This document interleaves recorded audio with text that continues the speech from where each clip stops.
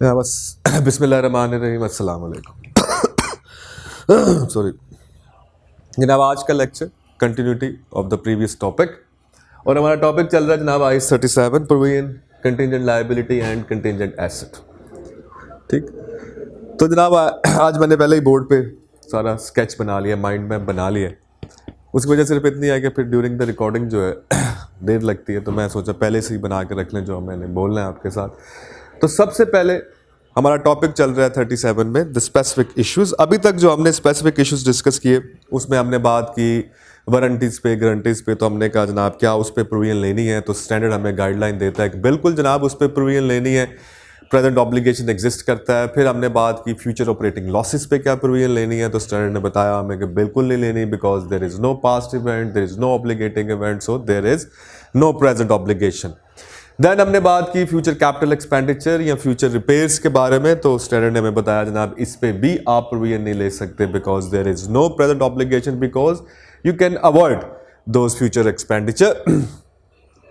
Then last lecture में हमारी जो सबसे इंपॉर्टेंट बात चली वो थी जनाब ऑनरस कॉन्ट्रैक्ट पे, कि अगर कॉन्ट्रैक्ट ऑनरस हो जाए ये रेंट पे, और हमने कहा जी कॉन्ट्रैक्ट ऑनरस उस वक्त हो रहा है जब उसके ऑब्लिगेटरी कॉस्ट जो है वो एक्सीड कर जाए उसके एक्सपेक्टेड बेनिफिट को। तो हमने कहा जी ऐसे कॉन्ट्रैक्ट जो है वो ऑनरस हो जाते हैं, दे बिकम ऑनरस। ठीक, तो उसके रिस्पेक्ट पे हमने कहा जी बिल्कुल प्रोविजन लेनी है। और उसकी मेजरमेंट के बारे में हमने कहा बड़ी इंपॉर्टेंट बात जो हमने याद रखनी है वो ये है कि जनाब मेजरमेंट ये है कि जब आप उसको मेजर करें तो आपने देखना है कि उसकी अनअवॉइडेबल कॉस्ट कितनी है कॉन्ट्रैक्ट को कंप्लाई करने की, और दूसरा what will be the cost अगर हम उसको ब्रीच कर दें, पेनल्टी क्या पड़ेगी, तो विच एवर इज लोअर उस पर हमने उसकी प्रोविजन रिकग्नाइज की। तो ये कल तक की बात थी हमारी। आज हम फिर स्पेसिफिक इश्यूज में ही हैं, और आज जो हम स्पेसिफिक इशू डिस्कस कर रहे हैं that is the restructuring. Okay, the very important once again, or this is one of the area where the examiner will mix it with IAS 10। अभी IAS 10 हम इसके बाद बात करेंगे, IAS 10 के साथ इसको मिक्स करेगा, और IAS का नाम है जनाब events after the reporting date. तो अभी हम इसके बाद इसी स्टैंडर्ड को शुरू करेंगे, तो उसके साथ ये मिक्स करेगा। जैसे मैं आपको शुरू में बता रहा था कि जो 37 से सवाल आएगा वो उसमें मोस्ट ऑफ द टाइम उसको उसका फ्यूजन जो है वो हमें मिलेगा विद IAS 10 के साथ। तो ये दो स्टैंडर्ड नॉर्मल एग्जामिनर जो है वो आपस में मिक्स करके टेस्ट करता है, तो दोनों को का फ्यूजन है। अभी हम 37 में हैं तो नॉर्मली हम 37 तक ही रहेंगे, then we will come to the IAS 10। फिर हम इन दोनों को जब प्रैक्टिस करेंगे क्वेश्चन की तो I will let you know कि किस तरह से इनको मिक्स किया जा रहा है। ठीक, तो रीस्ट्रक्चरिंग आज का टॉपिक है हमारा स्पेसिफिक इश्यूज में, द वन इज रीस्ट्रक्चरिंग। तो सबसे पहले जनाब हम इसकी डेफिनेशन देखते हैं कि जनाब how what is restructuring is all about. ठीक, अब इस लाइन को आपने याद करना। आपको जब पेपर में सिनेरियो आएगा छोटा सा, तो उसमें वो आपको ज़ाहिर है एक स्टोरी देगा, आपने उस स्टोरी को पढ़ के अंदाज़ा लगाना है कि ये रीस्ट्रक्चरिंग हो रही है या होगी कि नहीं।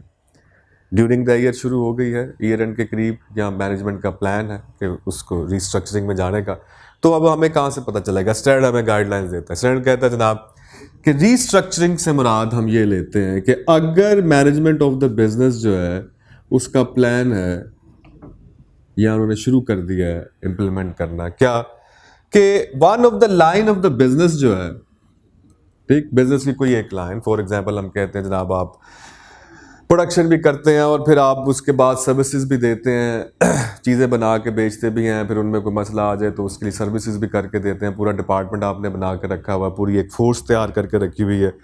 ठीक, जो जब आपके कस्टमर आपको कॉल करते हैं तो वो एसेट में कोई मसला हो, जो चीज़ आपने बेची हुई है उसकी रिपेयर के लिए भी चले जाते हैं, उनकी उधर से भी आपको इनकम आ रही है।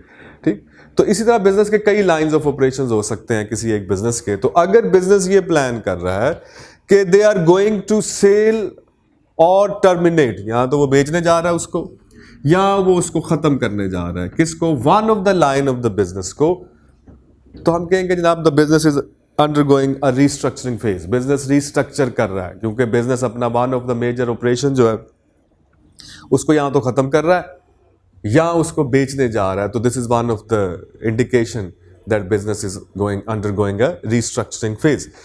एक लाइन ये हो गई। दूसरा, दूसरा क्या हो सकता है, क्लोजर, बंद करना, किसका, बिजनेस ऑपरेशंस बंद कर दें किसी एक कंट्री में, मतलब आप मल्टीपल कंट्रीज में बिजनेस ऑपरेट कर रहे थे, आपका बिजनेस पाकिस्तान में भी था और मिडिल ईस्ट में भी था और यूरोप में भी आप ऑपरेट कर रहे थे, तो किसी एक कंट्री में, फॉर एग्जांपल हम कह रहे हैं जी आप लंदन में अपने ऑपरेशंस क्लोज कर रहे हैं, तो closure of the operations in a country और अ रीजन और a geographical region, for example Pakistan के अंदर हम कहें जी हमारा काम जो है वो ऑल द 5 प्रोविंसेस में चल रहा है, तो किसी एक प्रोविंस में, किसी एक सूबे में आप अपने ऑपरेशंस बंद करने जा रहे हैं, तो ये भी रीस्ट्रक्चरिंग कहलाएगी कि अगर आपका प्लान ये है that you are going to close the business operations, आप अपने बिजनेस ऑपरेशंस ख़त्म करने जा रहे हैं किसी एक कंट्री में या किसी पर्टिकुलर जियोग्राफिकल रीजन के अंदर आप उसको बंद करने जा रहे हैं, या आप रीलोकेशन ऑफ ऑपरेशन, या आप एक कंट्री से किसी दूसरी कंट्री में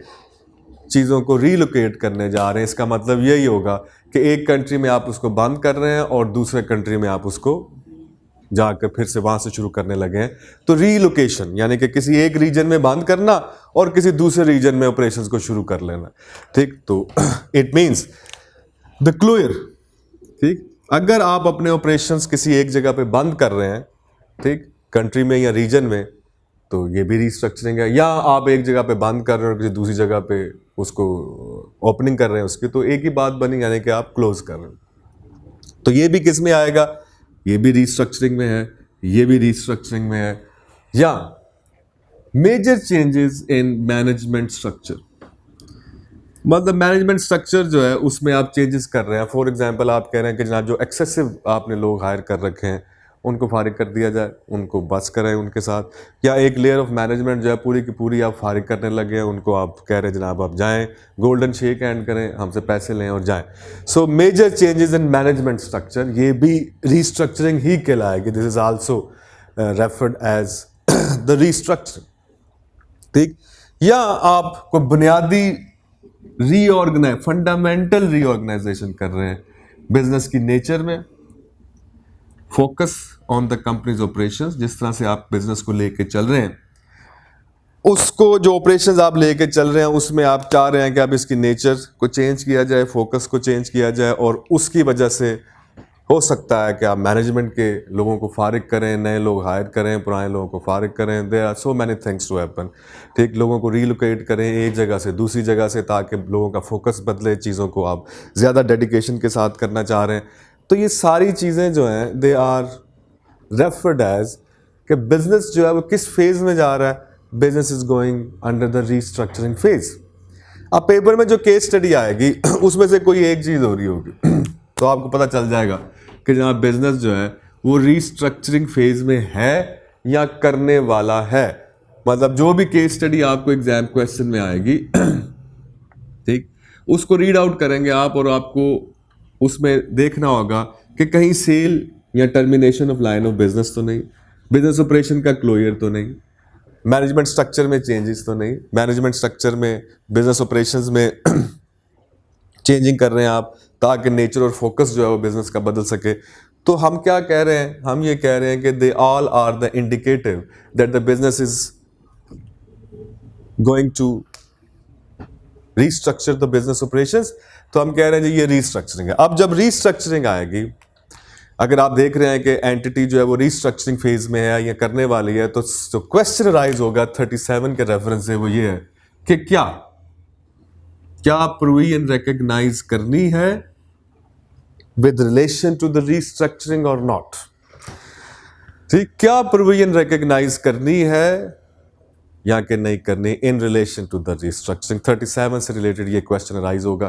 तो हम ये कह रहे हैं कि प्रोविजन कब करते हैं जी रिकॉग्नाइज, तो हमने कहा जब रिकॉग्निशन क्राइटेरिया मीट करेगा, क्योंकि हमने कहा जी प्रोविजन क्या होती है, हमने कहा जी प्रोविजन जो है वो तो प्रेजेंट ऑब्लिगेशन है due to some past transaction, probable outflow है और रिलायबल एस्टिमेशन है। तो तीन चीजें पूरी हुई तो प्रोविजन तो रिकॉग्नाइज करनी पड़ेगी, ठीक।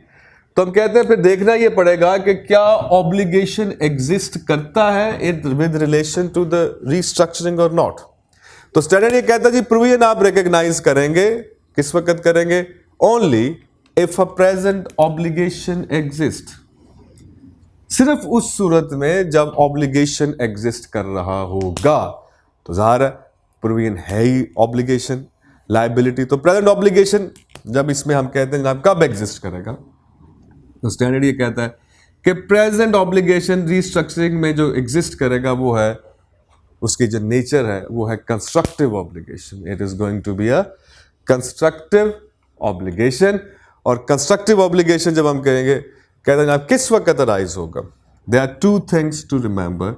कंस्ट्रक्टिव ऑब्लिगेशन उस वक्त अराइज होगा when the entity has a detailed formal plan.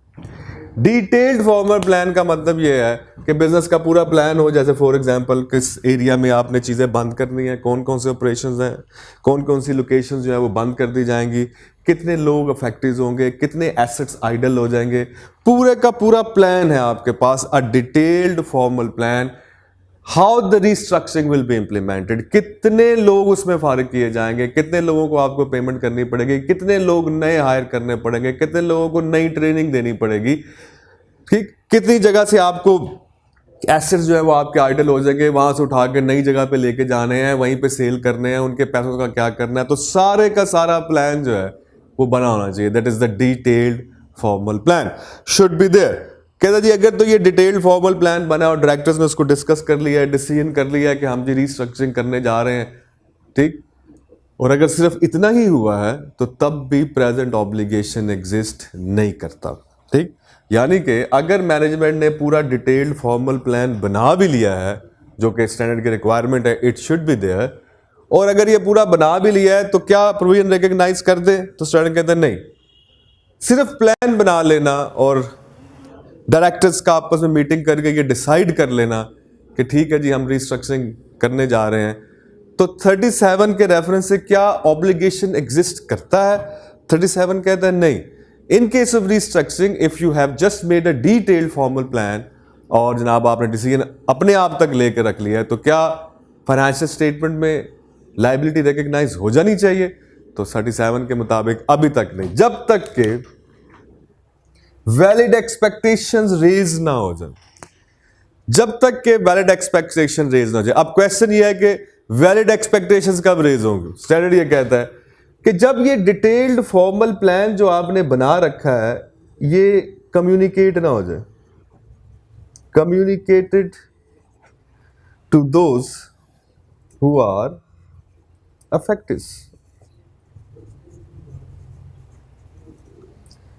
जब तक आप ये प्लान उनको कम्युनिकेट नहीं कर देंगे जो कि इस पूरे प्रोसेस के अफेक्टेड हैं, जिनकी जॉब चले जाएंगी, जिनको एक जगह से दूसरी जगह जाना पड़ेगा, so until unless the plan has been communicated to those who are affected, तब तक वैलिड एक्सपेक्टेशन रेज नहीं करेंगे। मतलब अगर आप ईयर एंड पे फाइनेंशियल स्टेटमेंट बना रहे हैं और आपको केस स्टडी आती है कि business is undergoing a restructuring phase और मैनेजमेंट ने पूरे डिटेल्ड प्लान बना लिया और जबरदस्त पूरा प्लान है, डायरेक्टर्स ने आपस में डिस्कस भी कर लिया and they have taken the decision, but the plan has not been communicated to the people until the year end, तो क्या बैलेंस शीट में एसओएफपी में आप प्रोविजन फॉर रिस्ट्रक्चरिंग रिकॉग्नाइज करेंगे?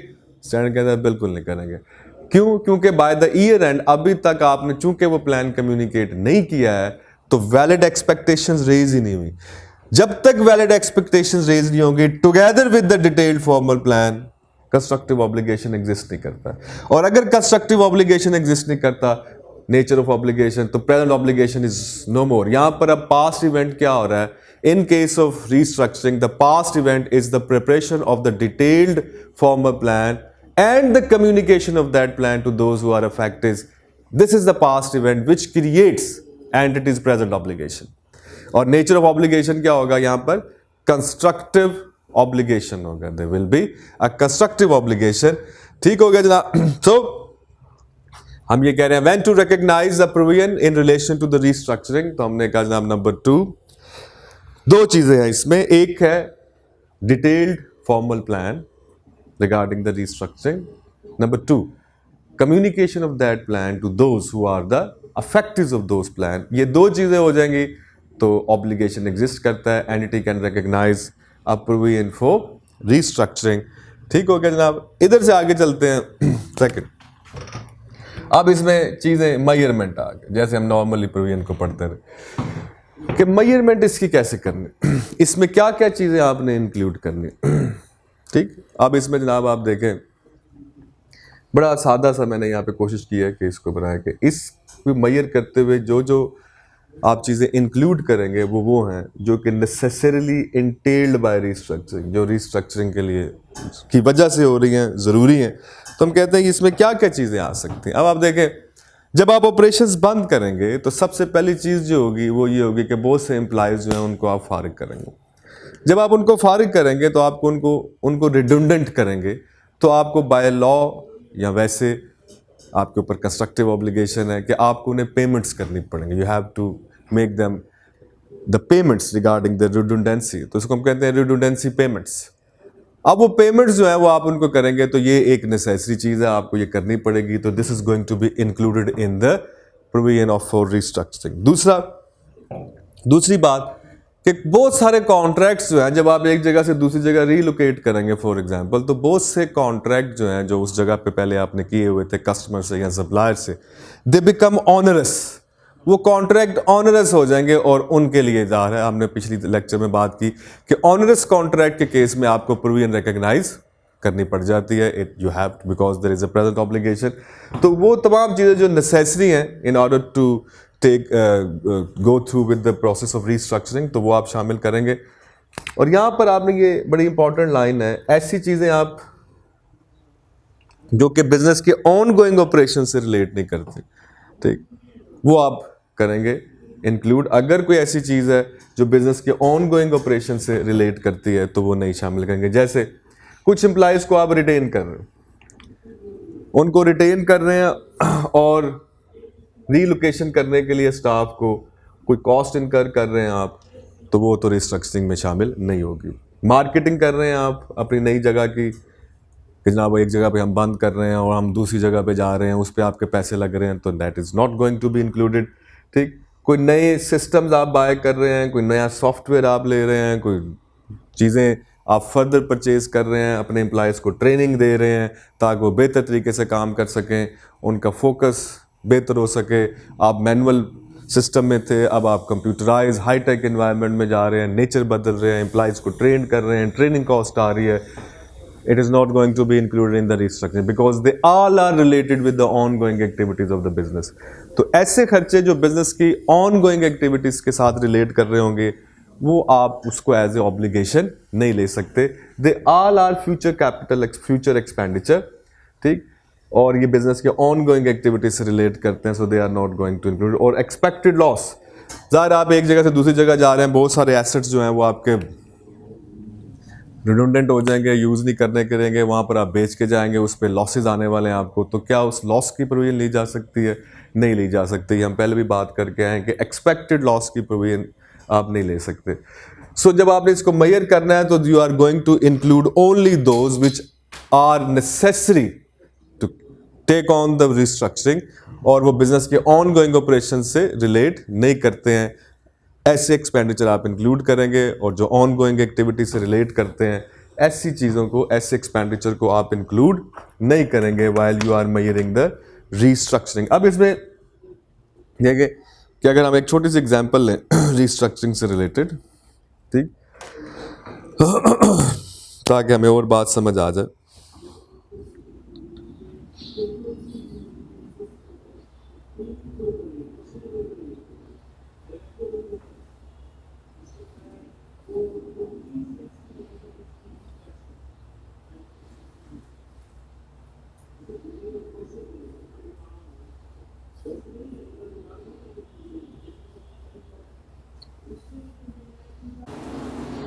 जनाब आप अगर एग्जाम्पल नंबर 35 में आए, एग्जाम्पल नंबर है जनाब 35, रोजले के नाम से आई कैप की बुक के अंदर एग्जाम्पल नंबर 35,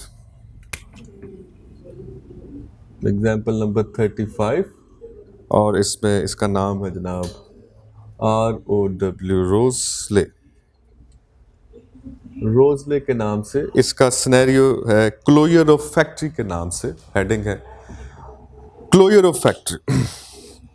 अब इसमें वो बात करता है जनाब कि ईयर एंड जो है नेचुरली वो हमारे पास है जनाब दिसंबर, दिसंबर इज द ईयर एंड, ठीक। Sorry 31 March 2004 is the year and, 31 March 2004 is the year and जिसकी फाइनेंशियल स्टेटमेंट हम बना रहे हैं। ईयर एंड है इस क्वेश्चन के अंदर 31 मार्च 2004। ठीक हो गया। 31 मार्च 2004 इज द ईयर एंड। और इसमें जनाब स्टोरी क्या है, कहते हैं जनाब 15 फरवरी 2004 the board of the company decided to close down a large factory in Derby Town। क्या हुआ जनाब? Closure of a business operation. ठीक हो गया। क्लोयर हो रहा है, बंद करने जा रहे हैं कि जनाब वन ऑफ द ऑपरेशन जो है कंपनी ने डिसाइड कर लिया है, बोर्ड ऑफ डायरेक्टर्स ने डिसाइड कर लिया है to close down a large factory in the Derby town. इसका मतलब है सिनेरियो क्या बन रहा है कि closure of a business operation in particular region और वो डर्बी टाउन। ठीक हो गया। इसका मतलब है 37 से सवाल है और जिस स्पेसिफिक इशू से रिलेट कर रहा है वो है रीस्ट्रक्चरिंग। तो हमारे ज़हन में बैक ऑफ द माइंड क्या चल रहा होगा जब हम ये सिनेरियो पढ़ रहे हैं? हम ये पढ़ रहे हैं कि जनाब इसमें बिजनेस क्लोज हो रहा है, क्लोजर हो रहा है और ये IAS 37 के रेफरेंस से बात करने जा रहा है। The board is trying to draw up a plan to manage the effects of the reorganization and it is envisaged that production will be transferred to other factories। कहते हैं ना बोर्ड जो है वो एक प्लान ड्रा कर रहा है कि उसको मैनेज कर सके कि जो हम ये रीऑर्गेनाइजेशन करने जा रहे हैं, that is we are going this to do this, बंद करने जा रहे हैं, इससे क्या क्या इश्यूज हो सकते हैं। ठीक। और प्रोडक्शन में क्या मसले आएंगे जिसको हम आगे ट्रांसफर करने चाह रहे हैं अदर फैक्ट्रीज में। ये जो फैक्ट्री है ये क्लोज हो जाएगी 31 अगस्त 2004 को, but at 31st March 2004 this decision has not yet been announced to the employees or to any other interested party। Cost of the reorganization has been estimated at rupees 45 million। कहते हैं जनाब ये जो सारी की सारी रीऑर्गेनाइजेशन होगी इस पे ऊपर 45 मिलियन आएंगे। ठीक। तो ये बात की बात है। पहला सवाल ये है कि इस सिनेरियो में प्रोविजन फॉर रीस्ट्रक्चरिंग रिकॉग्नाइज होगी भी कि नहीं।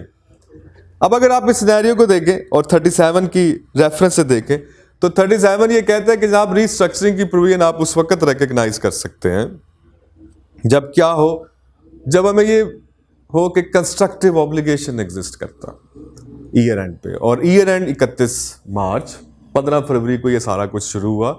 अगस्त तक वो कह रहे हैं हमारी फैक्ट्री बंद कर दी जाएगी जिसको हम बंद करना चाह रहे हैं डर्बी टाउन के अंदर। तो क्या ईयर एंड पे प्रोविजन रिकॉग्नाइज कर लें 45 मिलियन की? तो क्वेश्चन ये है कि 45 मिलियन की रिकॉग्नाइज करनी है या नहीं। पहले हमें ये देखना पड़ेगा कि क्या रिकॉग्निशन क्राइटेरिया मीट हो रहा है यहाँ के नहीं हो रहा। उसके लिए हमें देखना होता है कि क्या कंस्ट्रक्टिव ऑब्लिगेशन एग्जिस्ट करता है यहाँ के नहीं करता। तो उसमें हमें दो बातें बताई गई कि एक डिटेल्ड फॉर्मल प्लान हो और दूसरा it should have been communicated to those who are affected. और इसमें क्लियर कट ये बात लिखी गई कि बाय ईयर एंड ये डिसीजन अभी तक कम्युनिकेट नहीं किया गया उन लोगों को जो कि इस प्लान के अफेक्टेड है। यानी जो डर्बी टाउन में लोग काम करते हैं, ज़ाहिर है वो एम्प्लॉइज जो हैं वो अफेक्टेड हैं इसके, वहाँ के कस्टमर अफेक्टेड हैं, वहाँ के सप्लायर्स अफेक्टेड हैं, सो मैनी थिंग्स जो सम हाउ स्टेक होल्डर हैं डर्बी टाउन के अंदर, दे आर द अफेक्टेड।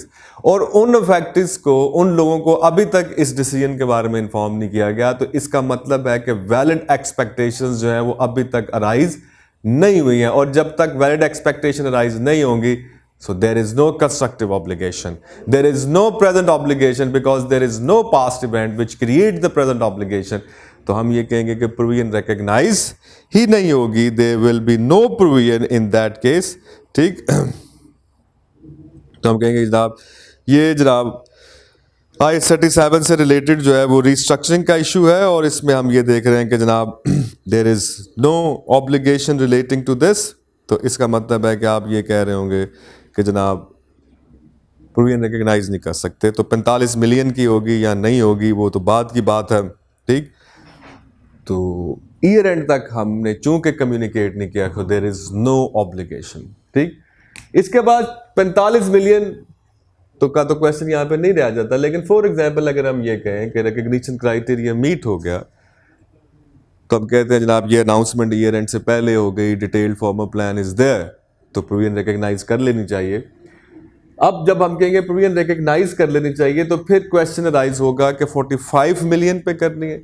अब इस पे यहाँ पे क्वेश्चन में ब्रेकअप नहीं है कि ये 45 मिलियन उन्होंने कैसे निकाला है, लेकिन अगर हमें ये ब्रेकअप दिया जाए और इसमें बताया जाए कि जनाब इसमें 15 मिलियन जो है वो रिडंडेंसी पेमेंट्स है, यानी कि एम्प्लॉइज को करनी पड़ेंगी आपको जिनको आप फारिग कर रहे होंगे। So this one necessarily.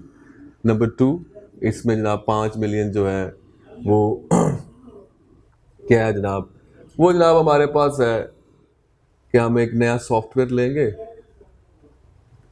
ठीक, न्यू सॉफ्टवेयर कॉस्ट है। इसमें जनाब 3 मिलियन जो है फॉर एग्जांपल हम कहते हैं जनाब कि ये ट्रेनिंग कॉस्ट है एम्प्लॉइज की, ठीक, that is the training cost. 20 और 23 और 10 मिलियन जो है वो उसके अंदर कॉस्ट ऑफ न्यू बिल्डिंग है। ठीक हो गया कि 10 मिलियन की हम नई बिल्डिंग लेंगे जहाँ पे हमने रीलोकेट करना है। सही हो गया। इसके अलावा जनाब कोई 5 मिलियन की पेनल्टीज हैं for the breach of contract, जो आप यहाँ पे कॉन्ट्रैक्ट खत्म करके जाएंगे, यानी कि ऑनरस हो जाएंगे, जो आपके कॉन्ट्रैक्ट ब्रीच करने की वजह से आप पे पेनल्टीज आएंगी, ठीक। तो 15 और 5 20, 30 और 3 33 और 5 38, 8 मिलियन आए जी हाँ हमारे पास। तो ये हम कहेंगे जी 8 मिलियन जो है हमारे पास है रीलोकेशन कॉस्ट, एक जगह से दूसरी जाने के लिए फेयर वगैरह नई नई चीज़ें। तो अब आपको ये पूछा जाए जी इसमें से कौन कौन सी जो कॉस्ट है वो हम प्रोविजन फॉर रीस्ट्रक्चरिंग को मेजर करते हुए उसमें शामिल करेंगे, तो आपने सीधा सीधा ये रूल लगाना है कि जनाब इसमें हम इंक्लूड करेंगे ये रिडंडेंसी पेमेंट्स जो कि नेसेसरी हैं, पेनल्टीज ये आपके ऑब्लिगेशन अराइज हो जाएंगे। बाकी सारे जो मैंने लिखे हैं इसके अंदर ये ऑन गोइंग एक्टिविटीज से रिलेट करते हैं, इसको हम शामिल नहीं करेंगे।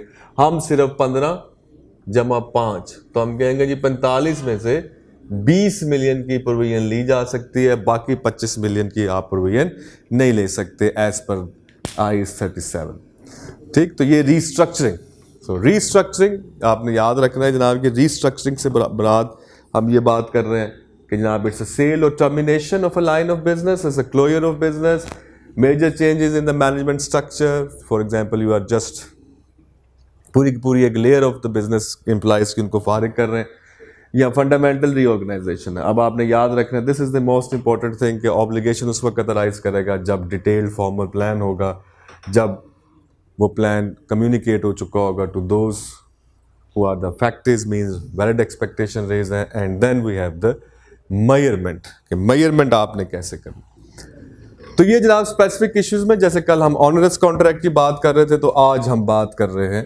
रीस्ट्रक्चरिंग पे हमने बात की, ठीक। This is one of the specific issue. अब हम चलते हैं जी नेक्स्ट पे, उस पे हम थोड़ी बहुत बात बल्कि ऑलमोस्ट बात कर चुके हैं जब मैं आपको प्रेजेंट वैल्यू पे मेजरमेंट करना समझा रहा था रिगार्डिंग द प्रोविजन कि अगर वो टाइम वैल्यू ऑफ मनी है, तो उसमें जो मैंने एग्जांपल ली वो ऑलमोस्ट वही है जो स्पेसिफिक इशू है इसका। तो उस पर अब हम आ जाते हैं जनाब the next specific issue.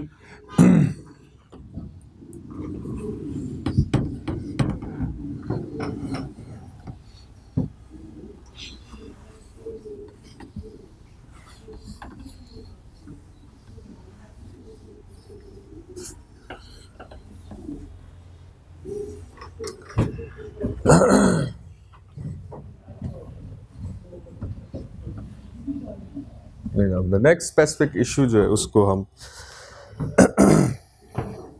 Already बात इस पे कर चुके हैं, लेकिन once again we will are going to discuss this one.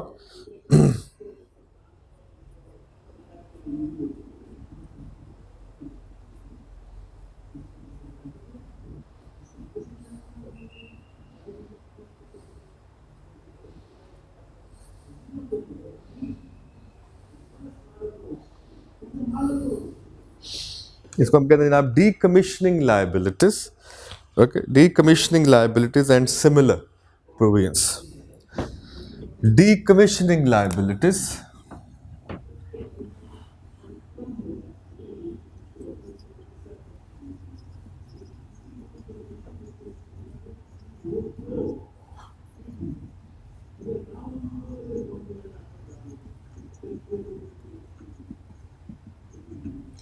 decommissioning liabilities and similar provisions. अब ये क्या है जनाब? तो ये अब मैं बात की थी जनाब के समटाइम्स कंपनीज जो हैं, जैसे मैंने कहा जी आप एक ऑयल एक्सट्रैक्शन प्लांट लगा रहे हैं, तो ऑयल एक्सट्रैक्शन प्लांट सिर्फ लगा ही नहीं लेना, आपको वो जगह बाद में वहाँ से सही करके भी जानी है, क्लीन अप करके जाना है आपको उसको, ताकि वो लोगों के लिए हैजर्ड ना रहे. ठीक, तो उसके लिए हम कहते हैं जनाब you have to dismantle that asset from the place, और उस जगह को बिल्कुल वैसे ही करके जाना जिसको हमने कहा जनाब इट्स अ रेस्टोरेशन. ठीक, restoration of the place, dismantling of the plant.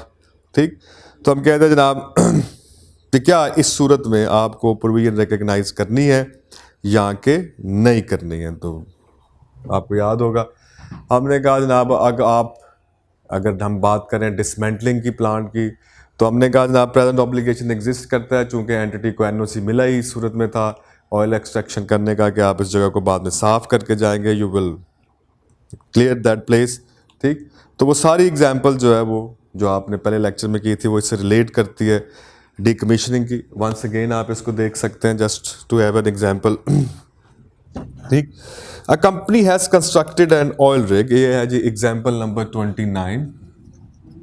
Example number 29, इसका नाम है deferred considerations.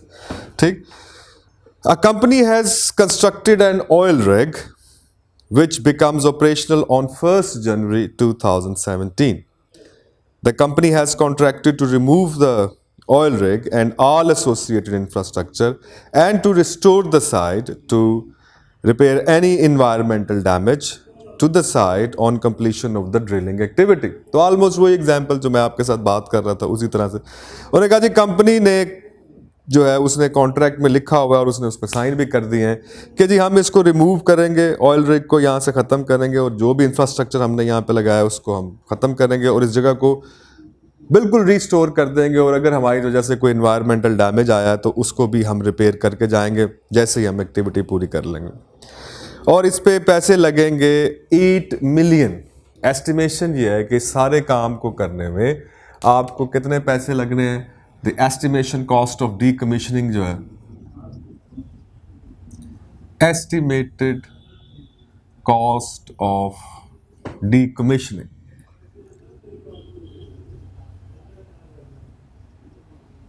Estimated cost of decommissioning कितनी है जनाब? Rupees 8 million.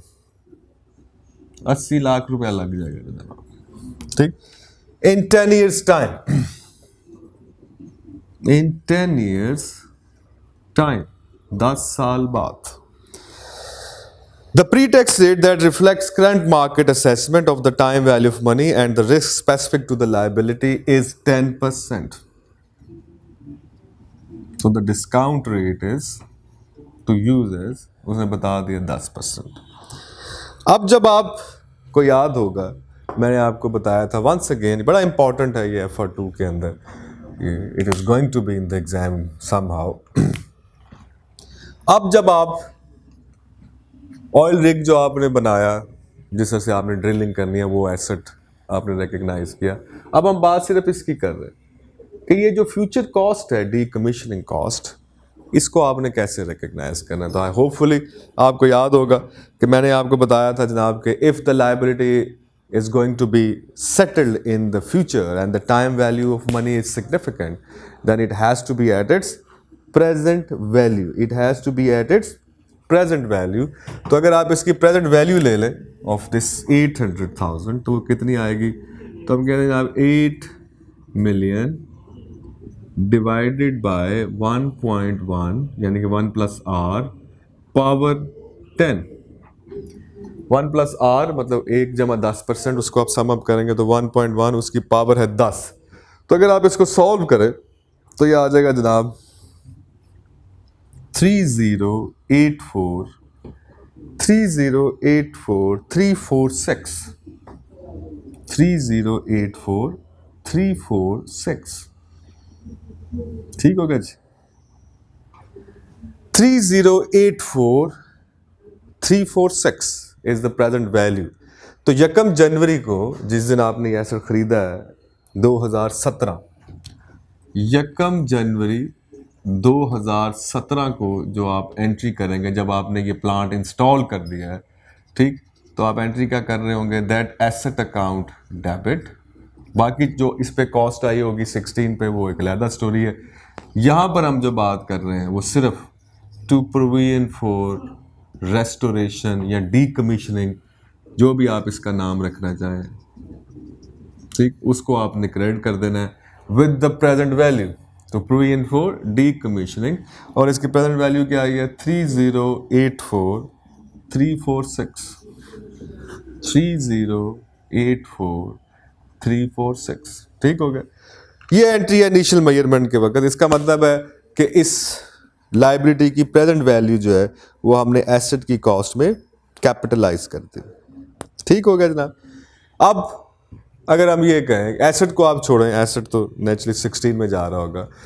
अब मैंने आपको बताया था, अच्छी तरह से आपने ये ज़हन में बिठा लेना है और फिर एक दफ़ा दोबारा, कि जब आप एक लाइबिलिटी जो है उसको प्रेजेंट वैल्यू पे मेजर कर लेंगे, तो वो जैसे जैसे टाइम गुजरेगा उसमें इंक्रीज आपको रिकॉर्ड करना है। You have to record the increase, और इंक्रीज रिकॉर्ड करने को हम क्या कहते हैं, we called it unwinding, we called it unwinding. Unwinding तो for the year ending 31 December 2017 की अनवाइंडिंग जब आप करेंगे, तो आप एंट्री क्या कर रहे होंगे, interest expense debit to provision for decommissioning credit, to provision for decommissioning credit. और अमाउंट क्या आएगी, इसका 10%। जब आप इसका 10% लेंगे तो ये कितना आ जाएगा, 3,08,434.6, 3,08,434। ठीक हो गया। और ये इंटरेस्ट आपने किधर शो कर देना है, it will be in the profit and loss, profit and loss account debit to interest account credit. अब एसओएफपी के अंदर ये पी एंड एल में आ गया 308436 एज एन एक्सपेंस,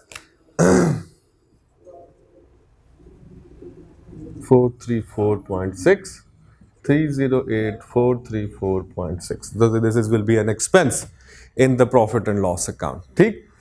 अब एसओएफपी में आप अगर लाइबिलिटी तक रहे, provision for decommissioning eight 31 December 2017 में नॉन करंट लाइबिलिटीज के अंदर आप रिपोर्ट कर रहे होंगे प्रोविजन फॉर डीकमीशनिंग। इसकी वैल्यू क्या आ रही होगी, इसकी वैल्यू आएगी जो आपने इनिशियली मेजर किया, this one, and unwinding for the year. इन दोनों को प्लस करके जो वैल्यू आएगी वो आप लिख रहे होंगे हियर। और ये मैंने बड़ी डिटेल में आपको समझाया था उस दिन, ये दोबारा वही है। तो इसकी वैल्यू आ जाएगी, जब आप इसको प्लस कर लेंगे, इट विल बी 339,2781, ये इसकी वैल्यू आएगी। एंड हर साल, अब जब अगले साल आप 2018 की अनवाइंडिंग करेंगे तो आप किसका 10% ले रहे होंगे, 33,92,781 का 10% आप ले रहे होंगे। So it will goes on, so 10 साल तक चलता जाएगा। और ये हम ऑलरेडी बड़ी अच्छी तरह से इसको कर चुके हैं।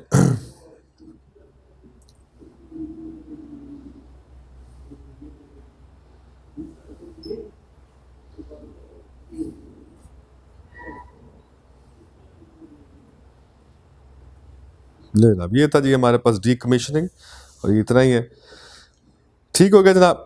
तो ये हमारे पास था जी स्पेसिफिक इश्यूज जो हम डिस्कस कर रहे थे वन बाय वन। तो इसमें ये डीकमीशनिंग कॉस्ट भी था। तो इसके बाद जनाब जो इसमें से इम्पोर्टेंट बात है वो है इफ्रिक 1। तो इफ्रिक 1 जो आपने करनी है, दैट इज़ वो हम कल लेक्चर में पूरा उस वहीं से शुरू करेंगे। इसके बाद जो स्पेसिफिक इशू है वो है future repairs to the asset, तो हम बात कर चुके हैं। जो फ्यूचर रिपेयर जो है उसमें हम ये बात कर रहे हैं कि जनाब there is no such kind of obligation, क्योंकि entity can avoid that thing, there is no present obligation. ठीक हो गया।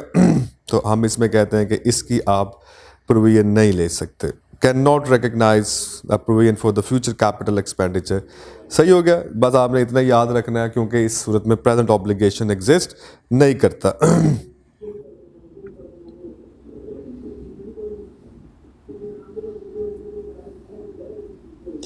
इसके अलावा जनाब ज्वाइंट एंड सेवरल लाइबिलिटीज है। Joint and several liabilities specific issue है, इसको अभी आप रोक के रखें कि जब हम कल स्टैंडर्ड को आगे लेके चलेंगे कंटिंजेंट लाइबिलिटी और कंटिंजेंट एसेट, तो फिर इसको हम डिस्कस करेंगे what are the contingent liabilities and what are the contingent assets are. तो कल हमारा टॉपिक जो रहेगा, इस स्टैंडर्ड को पहले हम ख़त्म कर लें कंटिंजेंट लाइबिलिटी और कंटिंजेंट एसेट के रेफरेंस से, फिर हम इसको ख़त्म करके बात करेंगे IAS 10 पे। IAS 10 contingent asset contingent liability ख़त्म करने के बाद वी विल डिस्कस IFRIC 1, ठीक, ताकि हमारा पूरा चैप्टर जो है, ये पूरा एरिया जहाँ से सवाल आ सकता है एग्जाम में, वो एक कंप्लीट एरिया है। वो क्या बनता है, IAS 37 इन इट सेल्फ जो हम पढ़ रहे हैं, then IAS 10 events after the reporting date, और एक है जनाब IFRIC 1। IFRIC 1 जो है ये 37 से ही रिलेट करती है और ये डीकमीशनिंग से ही रिलेट करती है।